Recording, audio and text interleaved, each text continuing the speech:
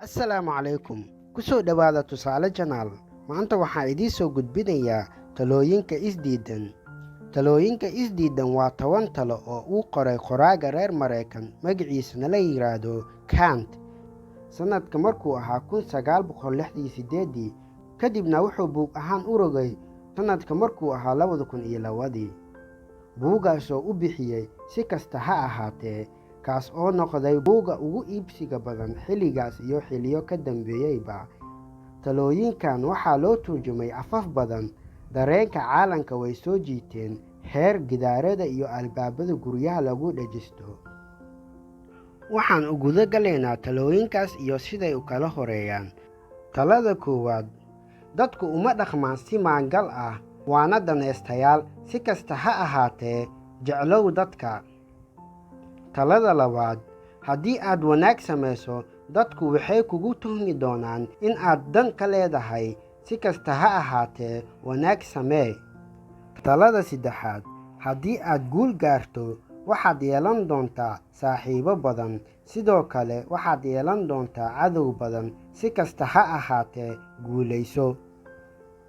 Talada afaraad, maanta wanaagga aad samayso beri waa la hilmaamayaa. Si kasta ha ahaatee, samee wanaag.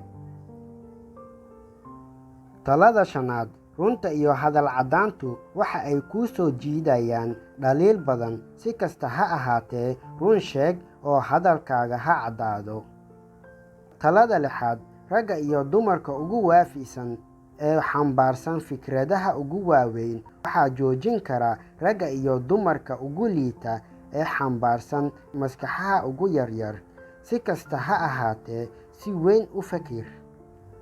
Talada toddobaad, dadku way jecel yihiin kuwa jilicsan, laakiin waxay dabagalaan kuwa isla weyn. Si kasta ha ahaatee, u dagaalan kuwa jilicsan. Talada siddeedaad, wax aad sanado badan dhisaysay ayaa hal maalin ku dumi kara. Si kasta ha ahaatee, wax dhis.